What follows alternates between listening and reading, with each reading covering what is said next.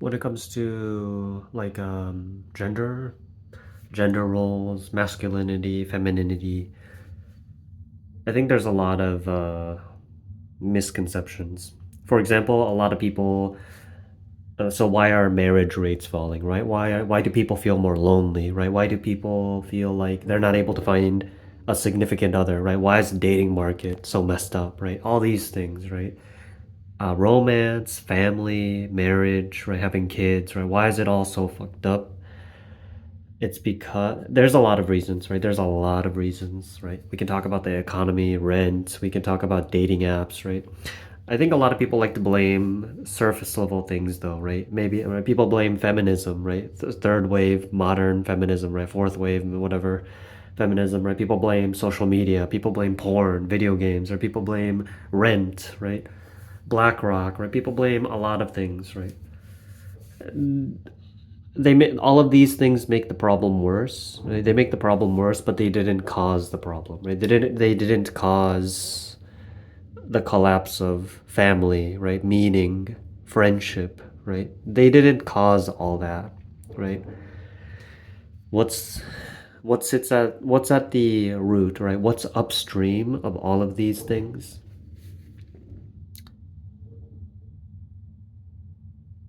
I think it's really structural. I think it's structural. Uh, for example, Peter Turchin talks about elite overproduction, right? Which is kind of like population cycles you see in nature, right? So if you have very few rabbits, right? But if you have a lot of grass, right, or like clover, right, then the rabbit population explodes, right? But then the predator population also explodes, right? Foxes, right?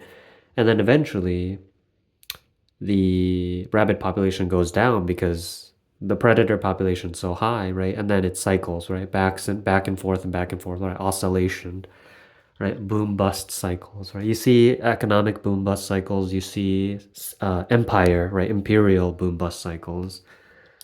You see it everywhere, right? Generational cycles, right? People have been talking about this since forever, right? Polybius, right? Polybius talked about anacyclosis, right? The five cycles of governance, right? Or Ibn Khaldun talked about Asabia, the Asabia cycle.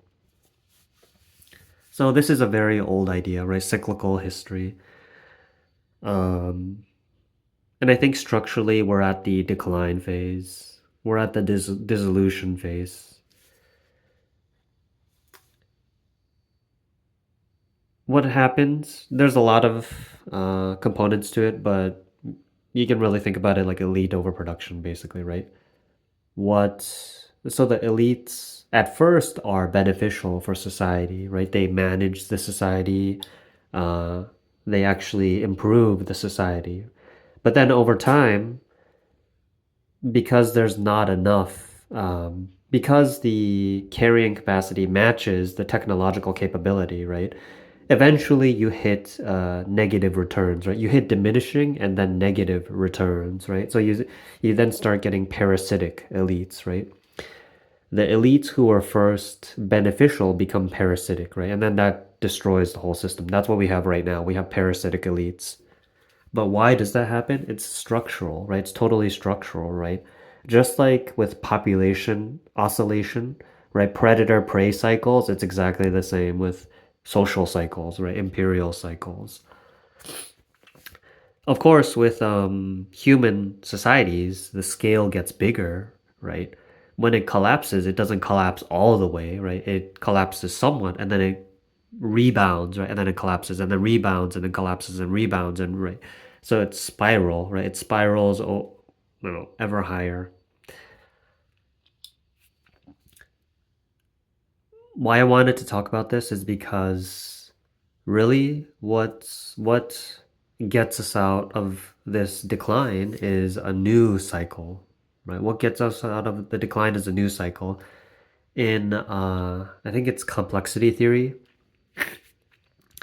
people talk about exploration and then exploit, right? There's the exploration phase, right? Like mold exploring, right? And then once it finds food, right, it exploits it, right? And then you see like these networks, right, of mold catching on or digesting food particles, basically, right? And you see like a whole network of mold, right? It's the same, exact same with human societies. We have explorers, right? And a lot of them die, right? But then some of them survive, right? And they come back, right? And then now you can exploit. So you can never solve a problem with the same level of consciousness that caused the problem, right? You can never manage yourself out of a problem. The only way to solve a problem is to ascend, right? The only way to solve a problem is to ascend to a higher level, basically, right? And then that, right? Does growth, right? Does growing, does ascent decrease your problems? No, it just makes your problems bigger. But growth is you have a problem, you solve it, right? You ascend, and then you have bigger problems, and then you ascend even more, and then you have even bigger problems, right? And then that cycle repeats, right? Ad infinitum. That's life, right? That's the goal of life, right? The life is ever increasing problems and ever increasing levels of consciousness, basically. That's the whole point of life, right? That's the whole point of life. And so what does this mean for me personally, right? So what am I supposed to do, right? I laid out the whole entire like structure, right? The patterns of history, the patterns of ecology. So what am I supposed to do as a person, right? It's about courage. What starts the cycle is the divine masculine, right? So it's the you go forth into the unknown, right? And then you slay the dragon, right? And then you come back with the treasure, the hero's journey. What is the hero's journey, right? It's about courage, right? You go into the unknown, right? Chaos, and then you bring back order. That's the whole cycle in a nutshell, right? That's the divine masculine, right? What is that? That brings us meaning because meaning is structure. It's logos, right? Logos is the divine masculine.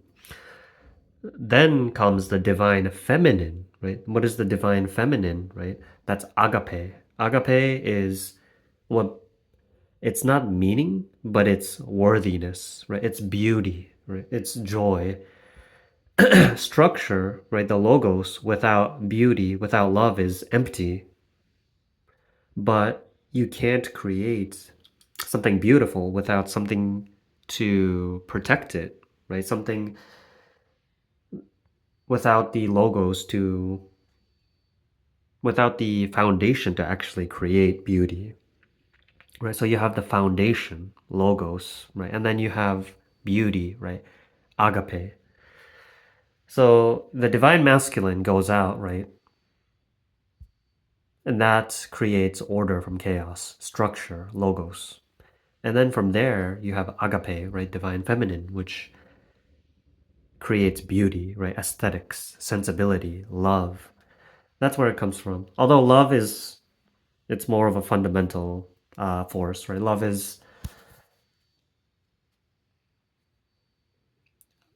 In some way, love is death. In some way, right? If courage is the active force, right? Courage is the active force, right? Courage is not the absence of fear. Courage is acting through fear. Courage is dying. It's death. Your old self dies so that a new self can be born. Courage is a price you have to pay. It's a small death you have to pay so that you can be reborn. Love is the passive force, right? Courage is the active force. Love is the passive force, right? And you should not take, right? You should, when I say active and passive, right? This is totally, it's not in the colloquial sense, right? People think active, oh, that's better, right? No, no, there's no better or greater, right? It's just different. Love is the death of ego, right? It's the death of identification with yourself, right? So that you can identify with a bigger whole. So that's what I mean by passive, right? Courage is the active force, love is the passive force, right? Both are required.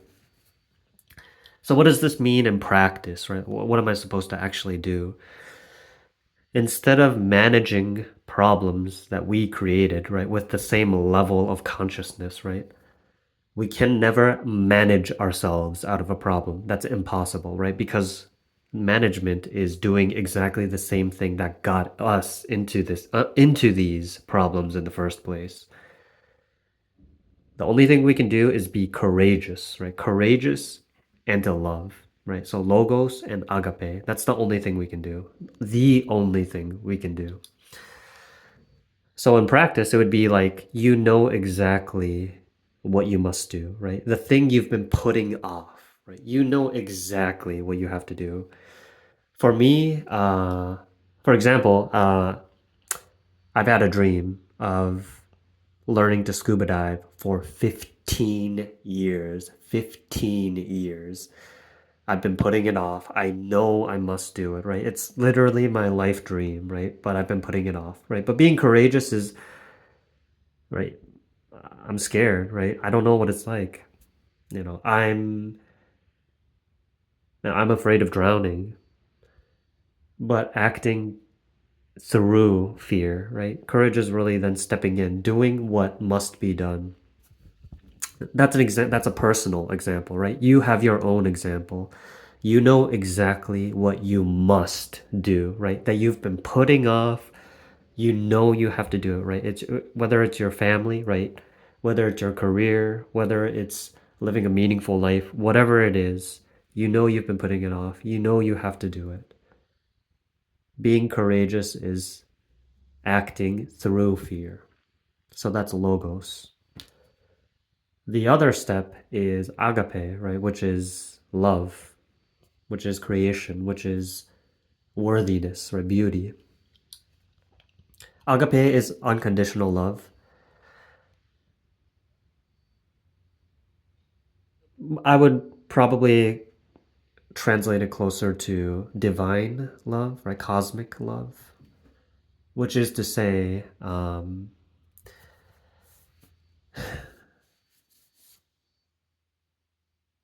for me personally, I have a hard time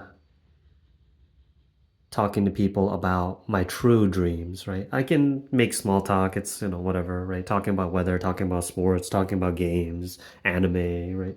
I can make small talk, but talking about my dreams, right? My real purpose in life, that's extremely difficult because it's being vulnerable, right? It's being vulnerable. And if it's someone I can't trust, right? Why would I tell them my dreams, right?